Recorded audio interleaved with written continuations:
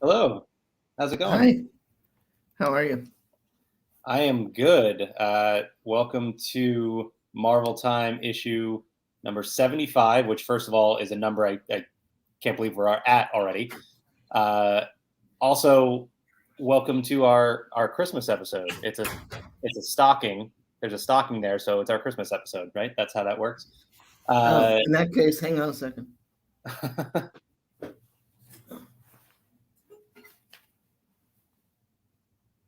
Is that a okay? Not what I expected. Very Christmassy. I can put it. I'll just put it here. New LP Christmas tradition. We wear our socks over our shoulder. So that's pretty much it. Extra size too, by the way. I mean, we have 2 MCU projects this week, and we talked SpiderMan previously, but yeah, we'll have to talk a little bit about SpiderMan at least on this because Bekah will be joining us in a little bit, and she hasn't gotten a chance to do so yet. But let's jump into our comics this week, which I was a little bit surprised because last year, remember, we got a really awesome Iron Man, Doctor Doom Christmas comic, and then a really awesome Hulk Christmas comic as well. No Christmas comics this week. Yeah, I don't know if it's just we didn't pick them or they weren't there. Nothing jumped out as obviously Christmas, but yeah, I don't think there was anything. This was, by the way, incredible lineup of comics this week. Like there were like 3 or 4 others that we didn't get a chance to read and that we're not going to talk about this week that I really would have liked to. So we had some really good ones though. We're going to start off. This one's technically a Christmas comic because it takes place like every day of every year. Yeah. Kang the Conqueror number 5. This one, I guess this is sort of the end of this arc, except it's going to carry over into Timeless, luckily, because I definitely need more of it. Because, again, this is all over the place, all over the time. What did you think of this issue? I liked it. I mean, I think it was kind of predictable. You know, I think Kang is gonna be Kang, but I like the journey getting there, and the different sort of chrono Rivanas was interesting, and it was fun. It was good. It was good. It makes me excited for Timeless. I mean, I think this was sort of like the appetizer. Yeah. You know, before the big show. So I liked it. You know, I think we've enjoyed the series for the most part. I think last issue was kind of a step back, but this one I think was really good. Yeah, I really liked it too, and it kind of won me over in the last 3 or 4 pages because it was, you know, with this much time travel and this many different things happening, it's kind of confusing. It's hard to follow it sometimes, but then something happens in the last few pages. I won't spoil it, but you know, made me realize like, oh, that's what he's doing, and now all of this makes sense. And yeah, it was really pieced together in those last couple of pages. So I really like the way that was handled. Also, by the way, best art of this week, I think. I love this cover so much. I've already screenshotted it to make it the background of my iPad. And, you know, lots of really cool panels throughout this issue. So I like this one a lot. Our next one is Hawkeye Kate Bishop number 2. Very timely, given what else we're going to be talking about on this episode. And just like the first issue, I like this one a lot. It's such an easy read. One of those that, you know, you start it and then you're finishing it before you even know it. Yeah, just such a likable character, especially right now. Everybody's a huge Kate Bishop fan. So this is definitely a series and an issue that I would highly recommend picking up. Yeah, and definitely if you like Hawkeye this week, it definitely has that sort of like witty Kate, like not like, you know, wants to do the right thing, but is not, you know, she's not like a Black Widow where she's like seeing 7 steps ahead, right? Like she's just trying to figure it out. And like, I think that's, it's a lot of fun. It's a fun comic. You know, it's in similar to ways that, you know, the Matt Fraction Hawkeye run was fun. This is just fun. Yeah, totally agree. And by the way, I know there's some sketchy stuff happening with this hotel that they're dealing with in this this comic, but any hotel that has a picture of Jeff the Land Shark on the wall in the rooms is okay with me. So I would definitely stay here. There's also this mystery element. There's some villain behind the scenes pulling the strings. And whereas, like we said, this is just a very fun comic. It's very funny. There's lots of laugh out loud moments, but to have that mystery element, like this darker, sort of tone underneath, adds another layer to it. And that makes this really exciting. So I'm looking forward to the next issue for sure. Next, hang on. I wanted to jump to this one first, actually. So we're going to do Amazing Spider-Man number 82. And I will go ahead and start us off by saying this is my pick of the week. It is my pick of the week, too. All right. Yep. We agree on that. Well, give me your thoughts on it. I'm very curious. So this has absolutely nothing to do with anything. Like it's like those issues. It's like those episodes where it's like, they're just kind of like the season finale is in 2 weeks. So they're just kind of throwing something extra in, but it's so much fun. It's definitely like a Halloween issue. Yeah. In many ways. And it's, you get to see MJ, you get to see sort of a mystery element. Kind of dark when you really think about what happens in this issue. Yeah. But yeah, absolutely. Not a lot of Beyond going on here.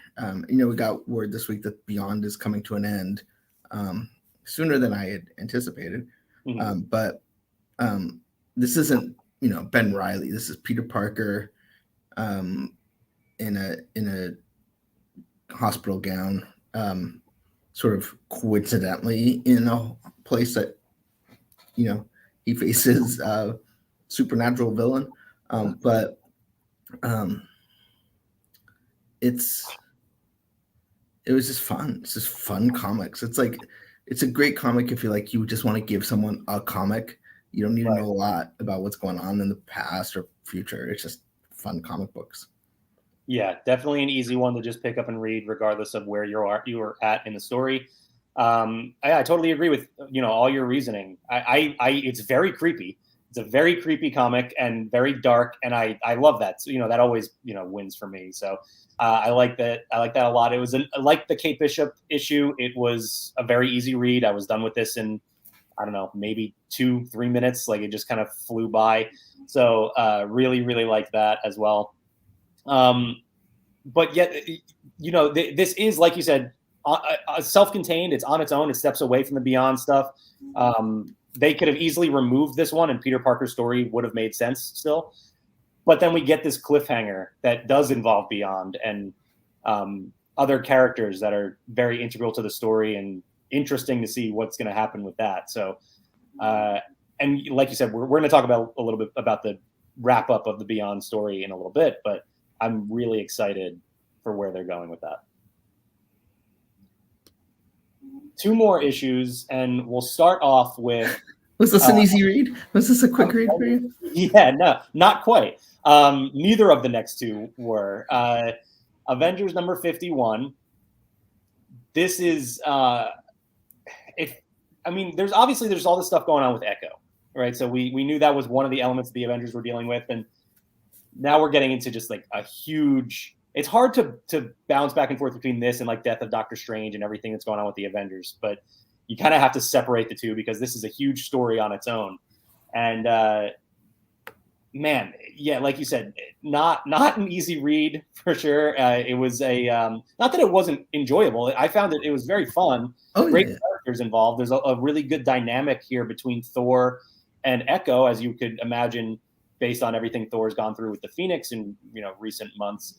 So there's a lot of stuff to like about it. It's just definitely a much more complex comic. Yeah, and it's paired with the next issue. It's just there's a lot going on, and you got to really get your head around what's happening here. It does have sort of family moments in its own way, and really brings up a lot of questions about what the future is here. But it was fun. It was good. It's very into what's going on with the Avengers. It's definitely in the middle of Jason Aaron's run or playing up the stuff that we've been talking about for over a year. But it's definitely a step that I enjoy taking. Yeah, I'm definitely looking forward to where this is going, and we'll get into in just a second. But I'm also curious as to where this lines up with. We didn't read the next issue in Phoenix Song Echo this week because, again, there were just so many great comics to choose from. So I'm very curious how that lines up with this, because two very different stories with the same character. So I'm not sure what's taking place there. But I was very curious, having read this, and I read this second or third, something like that, this week. And it ended, and I was like, where is this going? And then very quickly got my answer when we jumped into Avengers Forever. This was one of those big, when Marvel released the timeline, what was that, a couple months ago now, with all of the stories coming up. This was one of the big ones on there, along with Devil's Reign and Timeless. So we're here now. We've got our big Avengers story going on. I'm curious what you thought about it. Again, it's still very early in the game. What the cover is kind of implies that, what's going to happen is all the different multiversal Avengers will come together to face whatever, right? But this is kind of spinning out of, I guess, the last issue of the Avengers, where, the sort of Masters of Evil, whatever you want to call them, kind of wipe out the Avengers on this one world, just don't lead the seeds of heroism. So you see how that kind of reacts, including, the man behind that Ant-Man mask is not who you think he is. Ends up facing the Black Skull, which is like the Venom version of the Red Skull. Yeah. Skull. And then, in both issues, there's just a sort of Deathlock sort of question. Mm-hmm. And then Ghost Rider's kind of your 616 eyes, right? Like, he's the guy who we know, and we're trying to, see what the heck's happening here through his perspective, which is, he's obviously one of the most relatable characters in Marvel Comics. So it was fun. It was good. It's just one of those stories that's so big that you just want to know where it's going, and you're going to have to be patient. Yeah, there's definitely a lot happening. It's for sure a huge story. I do like elements of this. I like that, you brought up the Black Skull, the Venom Red Skull combination. I love that we can get creative character mix-ups like that allows for some really awesome artwork and does some cool stuff. It's hard for me to get into these kind of stories when, we talk about how we like those grounded stories, and this is so far away from that, where I'm like, does this even really affect the typical Marvel universe that we are used to reading? It's kind of hard to track, but I mean, there's so many cool things happening at the same time too, that it's definitely enjoyable. There's two sort of endings here. So like we got the end of this, which I really liked. They, felt like it wrapped up on a great note. And then we got two more pages for that sort of like, a comic version of a post-credit scene. And that one kind of lost me a little bit. I wasn't as excited about that as I was about the first ending. So I feel like it kind of ended on a bad note. But I'm definitely interested to see where it goes in the future, for sure. Yeah, it definitely felt like there was the ending, and then you're like, but not in a, comic books end with that. Here's the villain, or here's whatever. Yeah. And you're like, oh, there's more. Like I kept swipe. Like I'm surprised I actually like swiped. I would have like kept just like, oh, we're done. Like, I mean, if you have it physically, obviously you go like, oh, look, there's more. But yeah. Right. Yeah. So again, it's going to get a little bit weird and confusing with multiversal stuff happening, which is a very hot topic right now, at least. So that's, good timing on the release of this one. But it's going to get a little bit confusing. So we're just going to have to kind of roll with it as best we can. So that is it for our comics this week. We really should start documenting what our picks of the week are, just so like we know we can look back. We'll do that in the new year. 75 issues. I can go back through that and make a spreadsheet. We do have just a little bit of other Marvel content to talk about. And in order to talk about that, let's bring on the third member of our team. Hey, Bekah. Hey, guys. So, how you doing? We are good, if not overwhelmed, with the Marvel content we've been dealing with. But we had a special LP movie club yesterday to talk about Spider-Man No Way Home, which you can go back and check out on our YouTube channel. But Bekah, you didn't get a chance to break it down with us, so I'm very curious what your thoughts were on this movie. I really loved it. I really loved it while I was watching it, and even thinking about it after the fact. I still am like very, very excited about all of it. Kyle and I were talking about the movie as we were leaving the theater, as respectfully as we can, because other people hadn't seen it. Yeah. And then just the rest of the week was like, oh, remember this part? Oh, remember that part? Remember when this? So it was just like, it was perfect for the kid in me. I don't know. It just. Did you learn French by watching it? Like, do you know what Spidey sent? What tingle is in French now? No, I wasn't. I was paying attention to the subtitles more than I should have been, but also not enough to have picked up on any new French words. So I failed that assignment. It's all right. I would have assumed it was just lay tingle anyway. So maybe. L'Oreal avec cheese. Yeah. I didn't mention this yesterday, but it's funny because you talked about talking about the movie as you were leaving the theater. There was a moment where we were walking in and there were big groups of people walking past us, and Jess literally put her hands over her ears and just went la la la la la la, like just we didn't want to hear anything anybody was talking about. It would have been very frustrating if we had managed to avoid spoilers the entire time and then heard people talking about it in the theater. Kind of like with Eternals. Yeah. We watched it with you. Yes. Benji, I don't know if we ever told you that, by the way. We saw Eternals together. And as the post-credit scene, spoilers for Eternals, as the post-credit scene was coming up, like before it started, somebody in the theater just went, "Is this Harry Styles?" And and everybody around that person was just like, "Shh."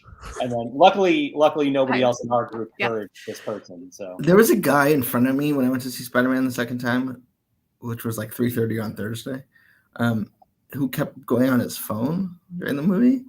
So I almost wanted to like whisper like the end of the movie because I was not happy. I would be frustrated too. But yeah, I was so worried because I wanted to like jump onto one of our like chat platforms here and talk to you guys. And then I was like, no, you can't even, because I figured I would say something, especially to you, Mack, because I knew you were going to be going to see the movie like the next day. And I was like, you can't say anything. I had never felt so close to actually spoiling something before. It just was like, it's going to come out. It's going to come out.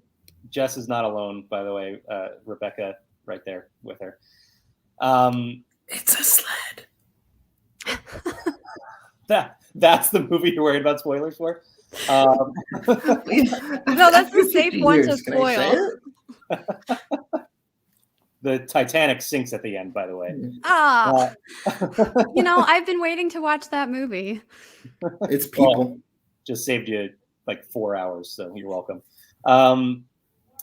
Let's transition from Spider-Man to Hawkeye, but before we get into our Hawkeye discussion, let's talk about the Marvel must-haves this week. This was a sad week for Marvel must-haves. It's like they know they had more exciting stuff coming up. So, really, we didn't even have like any collectibles. We just had the really cool Yelena pop. Actually, I'll go to that article. Or did I just close it? I just closed it. So we have the Yelena pop and then a bunch of t-shirts. I was telling Rebecca yesterday during Barely Necessities that I usually am intrigued by the Chase variants, but this one, I'm like, you have no idea this is Yelena other than what the box says. So like, I don't know that I think I would be a little bit bummed if I got the Chase. But yeah so that's I thought of that. Was there a Lucky Dog, Lucky the Pizza Dog shirt? There's a shirt. Yep. We've got, Well, here's this first. It's Kate and Clint and Lucky, which I think is kind of fun. And then I think I pulled up the other. Oh, maybe I didn't. That's pretty cool. Yeah, it's kind of like a comic book cover. And you've Yeah. got Lucky in the corner here eating a slice of pizza. And then there we go. That's the one. That's the You haven't one. bought me a Christmas present yet. Oh, we know what the boss wants. So yeah, these are over at Hot Topic, and I think there's a few other shirts, just not an exciting selection this week. But I have a feeling after today's episode that the reveals on Friday will be much more exciting. Yeah, I would think so. There's a lot to pull from in this finale. Mm-hmm. Yeah, so we got, and I think. Speaking of the finale, I think that's it. Cool. Yeah, there was a finale of Hawkeye today. What'd you guys think? a large part of this episode took place at the Comcast building, which I find oddly humorous, considering this isn't on Peacock, this is on Disney Plus, and so every time they would show like the Comcast building logo, I'd be like, yeah, you wish you had Hawkeye Comcast. Which is like that's not something you would think you would have thrown around. You wish you had Hawkeye, if you went back a few years. But I don't even know what's on Peacock. Saved by the Bell. Well, they have Parks and Rec, so that's all that matters to me. But okay.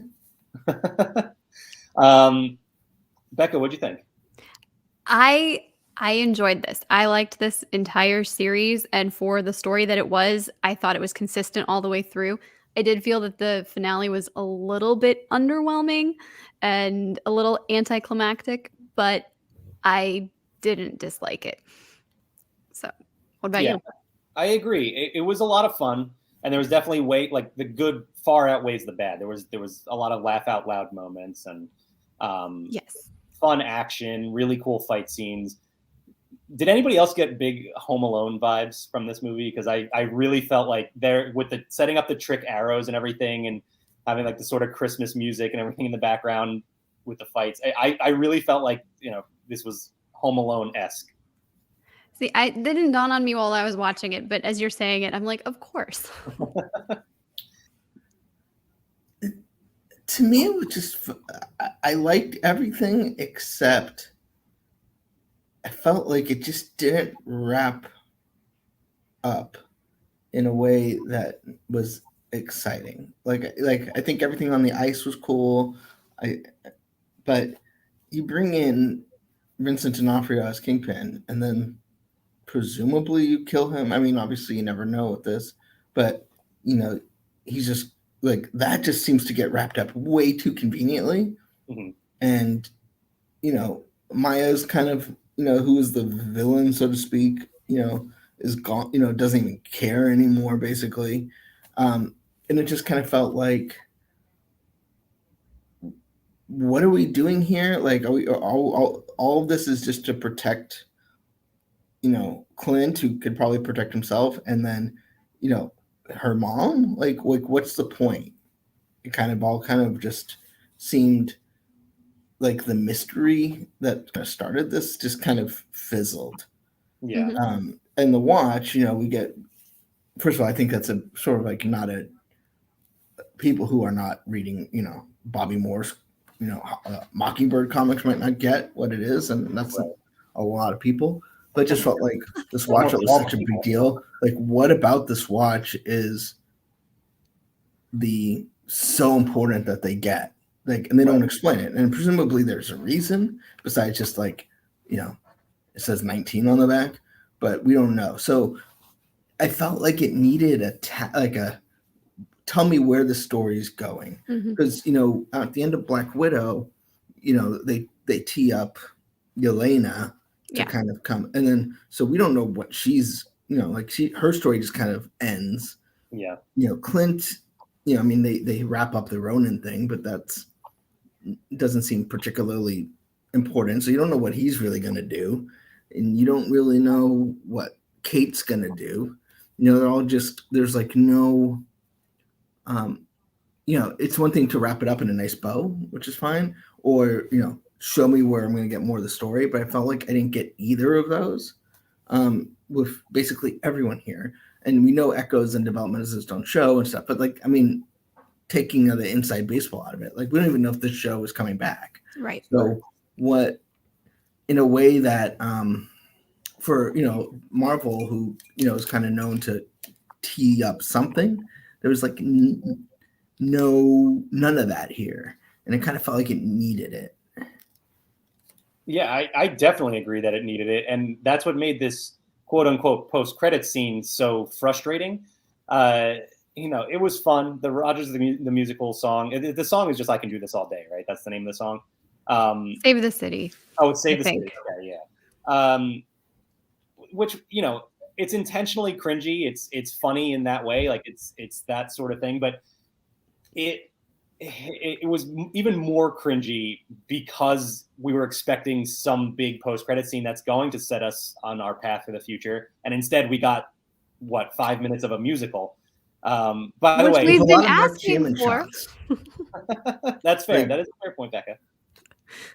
I kept going why do we feel the need to constantly see Mark Shaman? I have nothing against Mark Shaman. Seems like a nice guy. We saw him at Florida, but I don't know why the camera, no one knows. I mean, you think no one knows who Mockingbird is. No one knows who Mark Shaman is. But yeah, and I guess, especially too, I think it kind of hurts because this is the last thing that we have until May, as far as we know. Not that something else couldn't pop up, but this is, I guess I expected, something that would carry my anticipation more. I mean, we got the Doctor Strange trailer sort of on its own thing, but which we've already all seen. But I just felt Loki ended with the season 2 bit, Falcon and Winter Soldier ended with the Captain. You felt like that story was going to continue. WandaVision obviously set up Doctor Strange. This one just kind of plots. Yeah. I don't even know what that word means, but it sounded right. It felt right. It hit the right way, I think. All I wanted out of that, knowing what the post-credit scene was and watching, all I wanted at the end of it was just a quick shot of Paul Rudd in the audience, just being like, "Wow, that really sucked." I think that would have been the perfect exclamation point on the end of it. I thought that would have been great. I think it would. I think it's. I mean, he is the world's sexiest man. You don't just get. You can't. It's hard to get him with a guy that ego that size to just show up for post-credit. Right. He is one of the most egotistical people. That's for sure. I felt like he should be playing Kang. He's timeless. Oh, I see what you did there. All right. Nice. I do want to go back to a few comments real quick. Rebecca pointing out that this it's weird that it feels that it's so low stakes for a Marvel, coming off of Eternals and Shang-Chi, where it's the death of the universe we're dealing with here. And this is a guy with a bow and arrow might die. That's, kind of the end all there. Skywalking through Neverland agrees with me. Home Alone vibes. Kyle, and this is going to bring us back actually to the point about Kingpin, said there's a reason we didn't see it. And I totally agree. I mean, I agree with what you said too. I think if that was actually the death of Wilson Fisk in the MCU, what an incredibly disappointing arc that would be for all that build up and the excitement of bringing him over for Netflix, and he's in half of a finale and gets killed and that's it. Would have been really, really disappointing. I think we're going to see him again. I think Echo maybe shot somebody that turned the corner too fast or something, and something like that. Or fired a warning shot right past him. I could make this a lot worse for you than I'm going to. It does sound like the body drops after you hear the gunshot, so I think there's another sound there, but it could be anything. It could be so many different. Well, and I agree that it wouldn't be shocking, if you don't see it didn't happen, but I felt like in this scenario they really should have given us something at the end to kind of make that more clear. Because with the body dropping, it's anything or something dropping. It just feels like what there. It seems like a little too much effort to make it seem real when, from a storytelling perspective, we want to believe it's not real. Right. Real quick, while we're on, one of the parts of it that we didn't really like, there was a scene too where Kate and Wilson's fight starts, where he rips the door off the car and then Kate pulls him away from the car, and in a matter of seconds she shoots him in the chest with an arrow. He breaks it off. No explanation there. Whatever. I assume he's wearing a vest or something. But then Eleanor, who was sitting in the backseat of the car, parked perpendicular to where they are, manages to run over Wilson at full speed. And this is all happening in about 5 seconds. So she started the car silently, did a quick K-turn, I suppose, and then managed to hit him. I don't know what happened with that scene. It was just very weird. It felt very messy to me, but I'm maybe a little nitpicky, but that bothered me.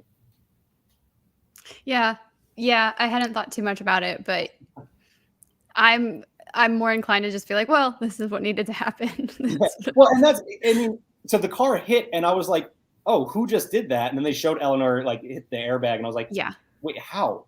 But whatever. It's again, like I said, nitpicky. No, I initially thought it was somebody other than Eleanor. I thought somebody else had driven up, I don't know, Yelena, or right. I can't remember where we are exactly, what's happening. I know all the fights were happening simultaneously, and it's hard to keep track of which one ended first. But yeah, I figured there was another ally there or something who was like, okay, well, we're here to help, or Jack or something. Yeah, well, I'm glad you brought his name up because I'm curious what you guys felt about Jack in this finale. He was so good. I love when that kid is picking on him, and then he's like, do you remember when you peed your pants? I do. Everybody does. Yeah. So good. I loved Jack in this episode. I love the arc for him because without him really doing anything, if you look back at it, he did nothing this entire show except try to be a stepfather to Kate.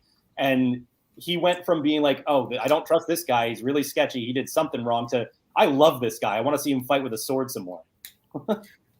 I wonder, what does he know? I want to get into his head. You don't get in his head at all because always, and you're like, did you got framed by your girlfriend? And what's going on?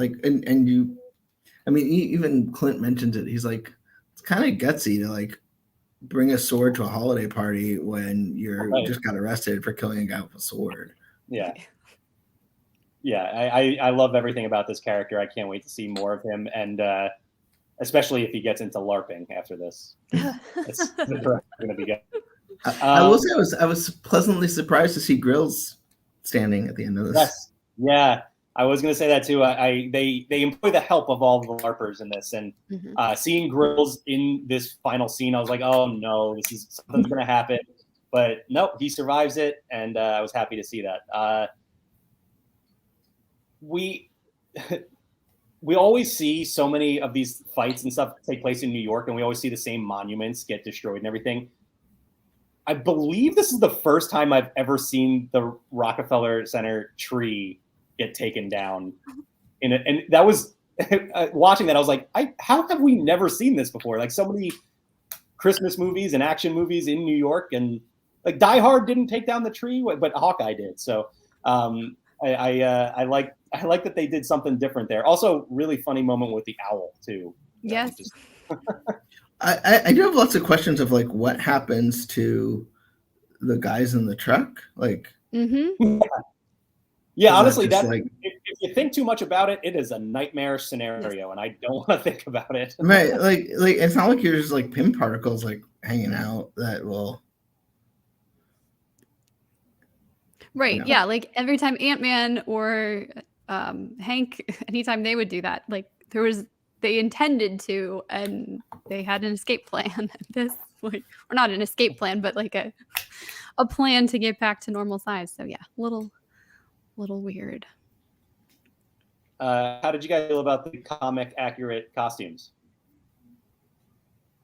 I had to go on Twitter to figure that out, but yeah, people are excited about that. I don't know. Yeah. It's kind of fun. Kind of fun for someone who's not as, immersed in the comics to see. I'm assuming you're talking about Kingpin. And then also Kingpin, Kate but then and also Kingpin and Clint, yeah. And Clint, they were, it looked really cool. Yeah, I mean they're fun. It's funny though because you're like what's going through Clint's head in that moment, and you're like, he's like, don't want to make a big deal about it, but I'm doing this for you, Right. Yeah. I kind of wish they had gone old school Hawkeye with the purple with the H on the forehead and the wings, but probably a little bit too wishful thinking there. Well, didn't she draw that as a concept for him? And he's like, no. Yeah, exactly. So I wish that we had gotten to see it on screen, but we can't skip over the elevator scene because that was just Yelena and Kate stole the show. They're just every scene they are on the screen together. It's magic. Like it's just so good, and I can't wait to see more of them together. That elevator scene, especially where she's fighting to try and push all the buttons on the elevator, and their fight scene afterwards too is just like they're she even says like, don't stop making me like you, and she's like, I'm sorry, I can't help it, and it's just their chemistry is so good. Yeah, it was. Can't wait to see more of them wherever we end up seeing them again. Hopefully their paths cross again for sure. What else do we have? Anything else? We did get Pizza Dog got his name in this finale. They snuck that in there at the end. And then we breezed past it before. Benji, you mentioned it when talking about the watch and that belonging to Laura. Let's take a minute to give ourselves some credit. We brought that up pretty quickly as a possibility that she was going to be the MCU's Mockingbird, and it turns out that's what it looks like. Agent 19 on the back of the watch. So there we go. We got our Mockingbird. That theory actually panned out, and I hopefully that washes away all the Mephisto talk from previous. I was gonna say, and she's also Mephisto. Right. That would be the ultimate twist. I like that. I hope we get to see Linda Cardellini actually, step up a little bit. Yeah, I would love like a Hawkeye, like a trio kind of show. Yeah, don't make her a Mockingbird if you're not going to use her as Mockingbird. It's just right. Otherwise, this whole thing was kind of silly. Yeah, that's true. Well, do we have anything else about the finale? Any other thoughts before we move on?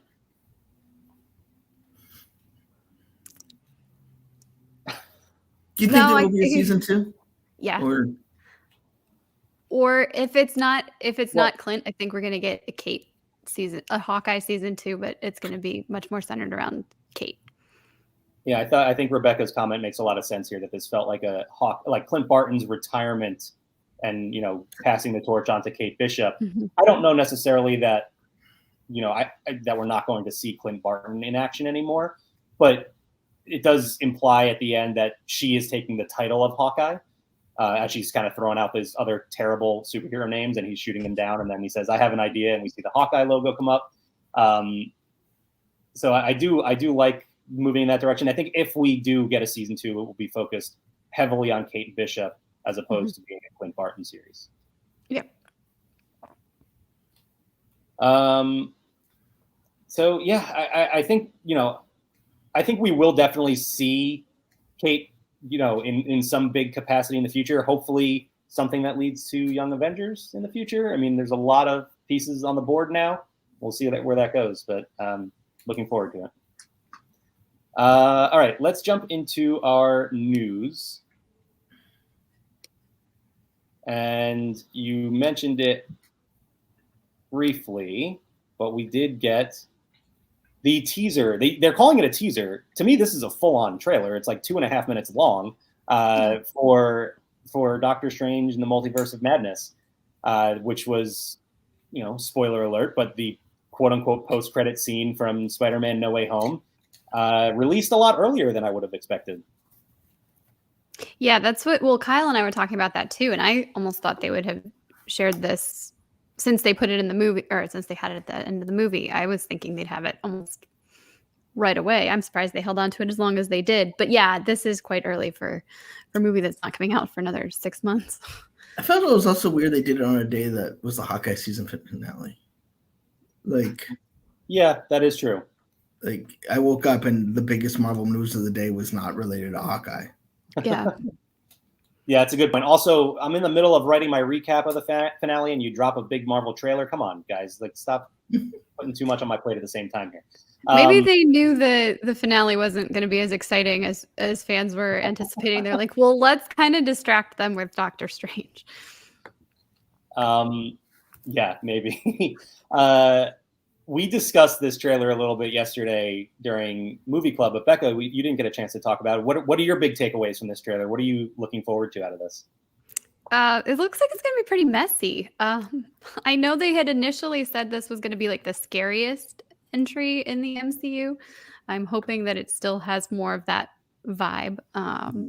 But yeah, I'm really intrigued by what we're going to be doing here and seeing. And I think there's going to be a lot of like wacky, weird stuff. I don't know. Yeah, there's definitely going to be some weird stuff. There's no question there. Doctor Strange, already weird. And then multiverse, you throw that in. You get a different version of Doctor Strange getting pulled from an animated series into the movie. Like, is it safe to talk about that? Because our theater erupted when they showed him, and I was like, "Is this a different actor? Is this what I think it is? Is this some French actor I'm not aware of that everybody here loves?" Yeah. So I was a little naive there, but yeah, it's supposed to be basically like the character we saw in What If, right? I mean, or the best guess.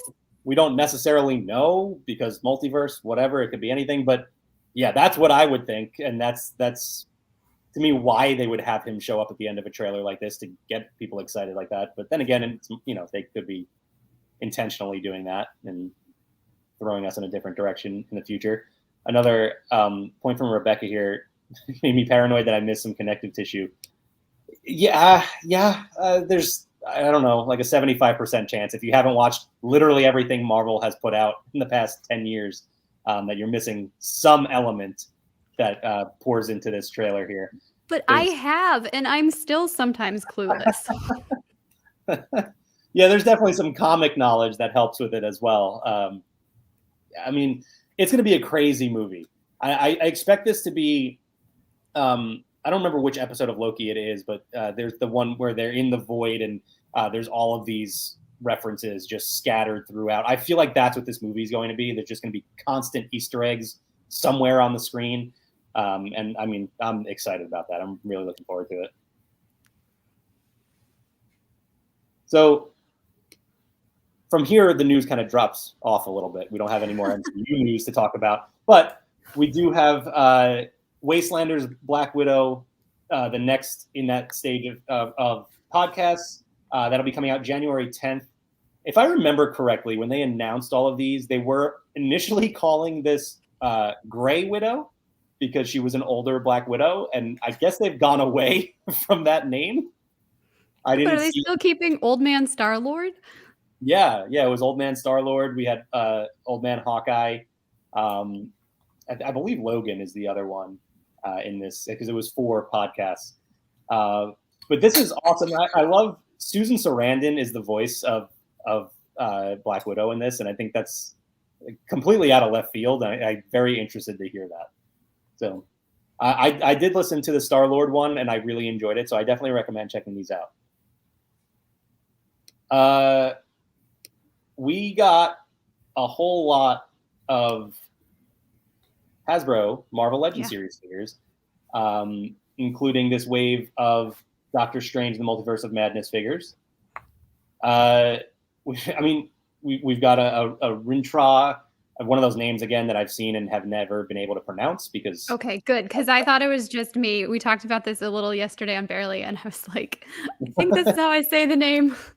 Yeah, no, there's still so many of those names that haven't actually heard pronounced. We got Wong. That's the Build-A-Figure, by the way. But then we've got Wong. We've got Yeah, sorry, I have a lot of America pictures. Chavez. Oh, that's fine. We love getting so many different angles of these figures. But America Chavez, which is an interesting character to be showing up, and you see her in the trailer as well. So I'm excited to see where they go with this character. And if this isn't a sign that they're doing Young Avengers, what Well, aside from just telling us that that's what they're doing. This figure looks great, by the way, too. Master Mordo sporting a very different look from the last time we saw him, and like that a lot. Really cool figure here. We also see him in the trailer. Of course, we've got Doctor Strange. I love all the hand accessories that come with these as well. right? Really great face sculpt, I think, too. Yes. Yeah, Hasbro does a great job with these. Yeah. Then we go seemingly away from the MCU, and they'll do this with a lot of their waves, especially connected to the movies. There's just tends to be some other figures thrown in there. So we've got Sleepwalker, and we've got we also have the Astral Doctor Strange as well, which is really cool. Translucent blue is really cool. I like that. And then Despair, who was revealed back at PulseCon back in October. So I don't think we're going to see Despair and Sleepwalker in Multiverse of Madness, but again, who knows? You might see 100 different characters. So here's a look at the whole wave here. Pretty cool. Lots of exciting new figures, and lots more later that same day. They after they announced all of those, they have the 20th anniversary wave that they've been talking. Actually, it's not. They specifically said it's not a wave. They're being released separately. But we've seen the Captain America, we've seen the Iron Man figures for the 20th anniversary of Hasbro or Marvel Legends series, and now we've got this really awesome Hulk figure. This very classic. He looks cool. Sculpt. Yeah, I really like that figure. Love this too. This Defender Strange figure they revealed with this portal accessory. As soon as I saw that, all I could think is that would make for some really awesome photos, and that's probably something I'm going to be doing in the future. Love this Thor. It's actually not a Thor figure. This is a Ragnarok figure. This is the cyborg clone of Thor from the Civil War comic arc.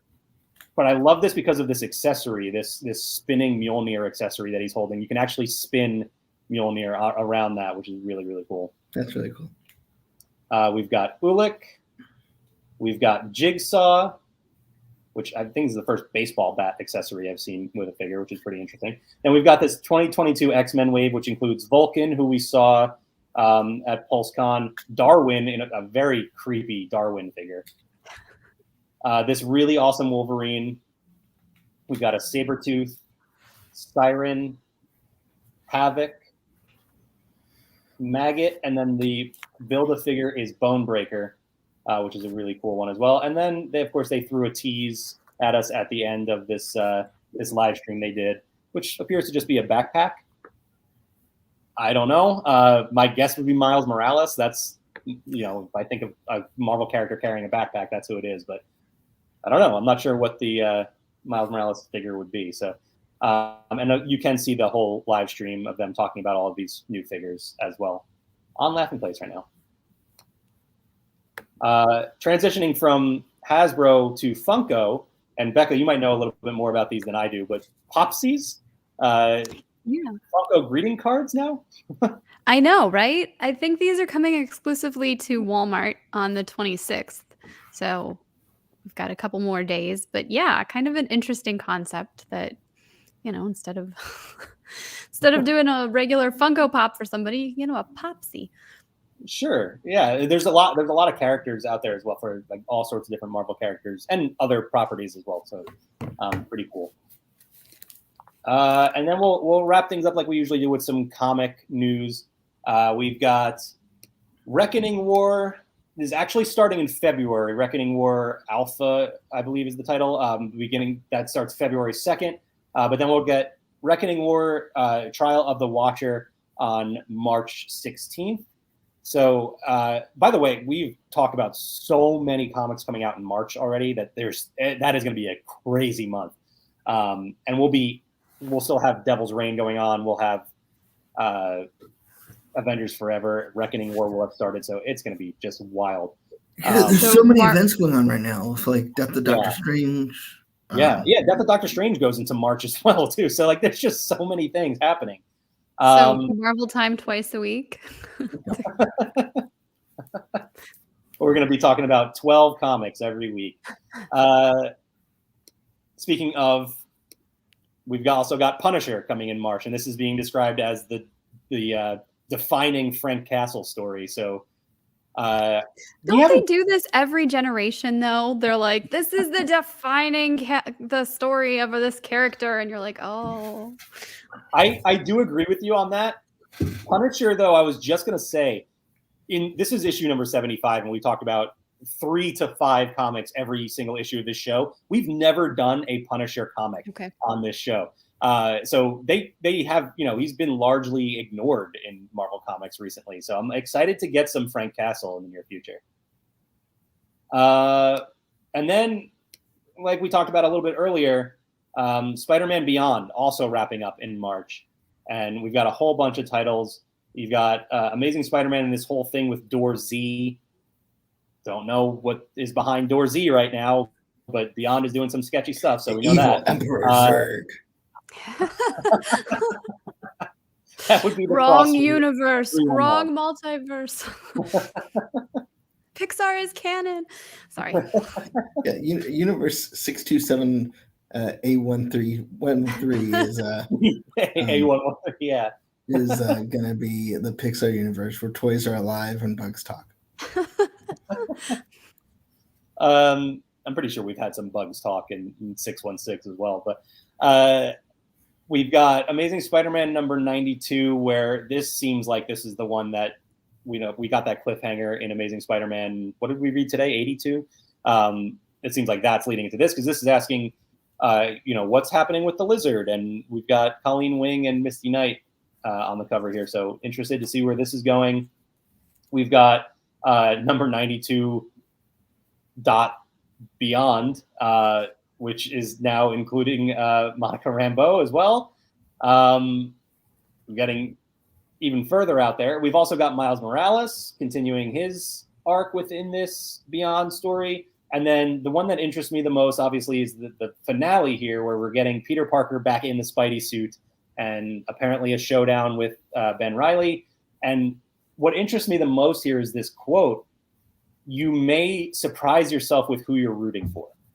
And I am just, how could they possibly get me to root for Ben Reilly over Peter Parker? I don't see how they can do that. So you may be surprised. You probably won't. They do say you may surprise yourself. So probably not, but you may. We also got Eternals number 10 coming out March 9th. Surprise, it's in the middle of March. And we're going to see the Eternals fight the Avengers, because why not? So I love this cover, though, with Carol Danvers and Icarus going at it. I feel like that's a fight that I never thought I wanted to see until now. That actually sounds really cool. We also have all of the craziness going on with Krakoa and Destiny of X. And apparently they made it seem as though Magneto is walking away from Krakoa, which is not too surprising. All they said is one of Krakoa's strongest leaders is walking away, and then they released this image with that. But we're also in the middle of a story called Trial of Magneto, so kind of piece that together. It seems like that's the way they're going. Definitely interested to see what's happening there, though I am slightly preparing myself for disappointment and a lot of confusion. And I like that tagline, "To be continued forever." Yeah. I don't think you even need to tell us that. We're pretty sure it's going on forever at this point. Finally, we have Women of Marvel, which will feature some of your favorite female characters and from some of your favorite female creators. So I really like this concept, and some of the stories within Women of Marvel number 1 will include a team up between Squirrel Girl and Black Widow. Love that. Shanna the She-Devil and Silver Sable, not a team I would imagine seeing at all. We've got a dark Jessica Jones story, which should be awesome. Sounds right up my alley. And then we've got another one that is definitely one of my favorites, Black Cat, and this is a story about her greatest failures. So that should be probably really funny, is my guess. So I'm looking forward to that. But I think that's it. We just went through like 40 comics that are coming out in March, so I'm pretty sure that's all of them. So it's no secret that comics like get delayed and everything, right? So I always try and go through every couple of weeks and like figure out what the 5 comics are going to be ahead of time. Just I don't know why, because it's pointless because the comics get delayed. And there's some weeks where it's like I'm just gonna have to wait to see how comics play out because I can't pick 5. Like there's just no way. Too many good ones or nothing good at all? No, like it's just like too many big comics. I mean, we don't necessarily read the, the idea is we read the ones that are, like most important or whatever, the biggest comics. And it's like, I don't know what's going to be the biggest comic because they all seem like major big comics. Yeah.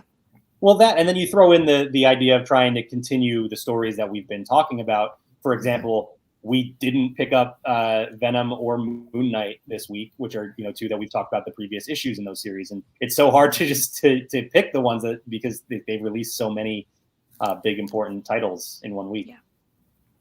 I have to bring this up. We got a fun fact there, as determined by Rebecca. So there's no Doobie Mack. You know what? There's like a 75% chance there is a Doobie Mack somewhere in the All right. Can I ask Becca a question? Where's your sock? Where's my sock? I actually, there's actually some socks over here on the floor, but I know. I know.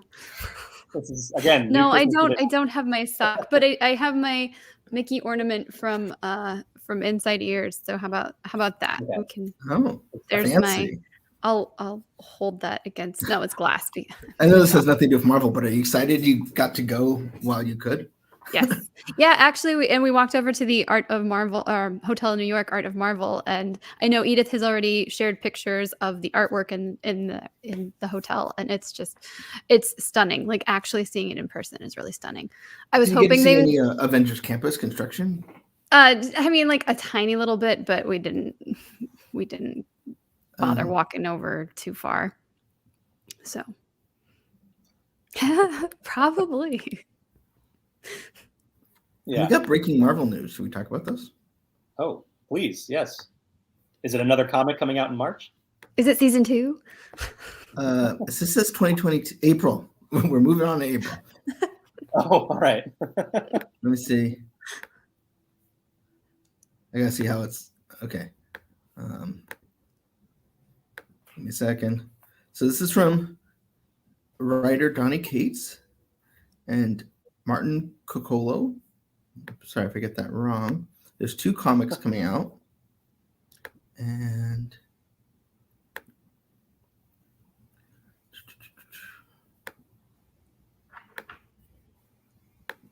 one is this one, Hulk of War, which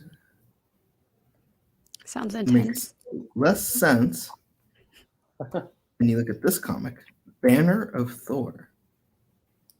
Oh, hang on. Let me put these up. There we go. Okay. So Donny Cates is doing both of these. Yeah. Okay. So does Banner have any reference to Bruce Banner, considering we've got Hulk of War and Banner of Thor? Or do they just rhyme? Does seem like it would be. And Thor's last big story was, War of the Realms. So it seems like there's some sort of connection, but I can't tell what they are. Do you remember off the top of your head, is the Donny Cates ongoing Hulk series right now, is this a limited series or is this I don't believe ongoing? so. I believe it's an ongoing series. Yeah, and I don't know if this is, I shouldn't say, I don't know if this is just, highlighting like a run in the Thor and Hulk books, or this is a one shot, or if this is it does, in the email they sent, it does say stay tuned for more information tomorrow. Okay. Interesting. So It kind of looked like the arena fight at on whatever planet it is. Sakaar. Okay. Yeah. I mean, just the Hulk one. It looks like there's an audience watching him from what my eyes picked up. Interesting that it looks like we're gonna get Hulk versus Thor, given where we're at with Hulk right now. Interesting. All right.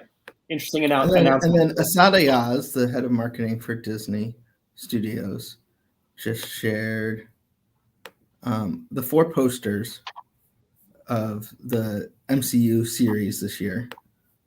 And so I want to know which is your favorite. Not favorite series, favorite poster. This is WandaVision. Let me put this up real quick. WandaVision, The Falcon and the Winter Soldier, Loki, or Hawkeye. I mean, I like them all. It's like choosing a favorite child. No, I think I'm gonna go with the Hawkeye one. I like the purple vibes there. It's kind of different, kind of fun. I do. I agree. I like the design of the color scheme of the Hawkeye one, and just having Lucky on the Hawkeye one and Miss Minutes on the Loki one almost won me over. But I think the WandaVision design is so different that's going to be. They all sort of follow the same formula, but the WandaVision one is a little bit different, and I like that. What about you, Ben? I think it's pretty obvious that it's going to be the one with the dog. Yeah, that's fair and should have been expected. I will say too, by the way, the Doctor Strange poster that was released today, I really like that a lot. It's so simple and actually doesn't follow that formula that I was just talking about that we see with pretty much every movie poster that's been released in the last 5 years. So I like that they did that and went a different direction with that one. I got that. Let me share that.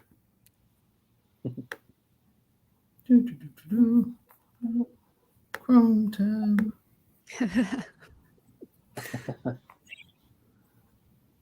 It's definitely simple. It doesn't even have the title of the movie in it. Right. Yeah. And I like, we're dealing with the multiverse here, and you've got this sort of broken, different versions of these characters seemingly. So yeah, I like this. Do you think we'll have an alternate Wanda? Do you think Elizabeth Olsen's going to be doing double duty? It looks like Benedict might be. I would love that. Things could get very interesting. That out too, though. It seems like she's wearing the same thing. Yeah. Whereas he's a little. There's something different about him. There's a more, I don't know, a darkness to this. Third Doctor Strange on here. I'm not just talking about the shadow and the coloring, but I don't know. This is going to be one of those that we're going to overanalyze for the next 5 months talking about this movie, because there's just, just like No Way Home, there's just so many variables, so many possibilities, and we have way too much time to talk about it. So hopefully Marvel distracts us with something else in the meantime, because we have too long of a wait right now. Yeah. All right. Well, I think we're good. Any more late breaking news here? I mean, we can talk about Atlanta. Has anyone seen Atlanta? No, I have not. Okay, well, it's coming for its third season or whatever on in March on FX. So that's the other thing we got while we work on the show. I do want to watch Atlanta. I've heard it's very good, and I love Donald Glover. So, yeah, there you go. Who plays which Marvel character? He plays Aaron. Aaron Davis. Yeah, in Homecoming. And Miles Morales in the animated series as well. Not the movie, though. Not in Into the Spider-Verse. No, that's Shamik Moore. Kyle was able to figure out the Atlanta Marvel connection. Oh, the Atlanta Marvel connection is just every. Oh, okay, yeah, there you go. That's yeah. Should have known Kyle beat me to it. All right, let's wrap things up before we start talking about Jaleel White again. Oh, this is what I missed. Thank you, everyone, for joining us for our Christmas episode. Sample Venom.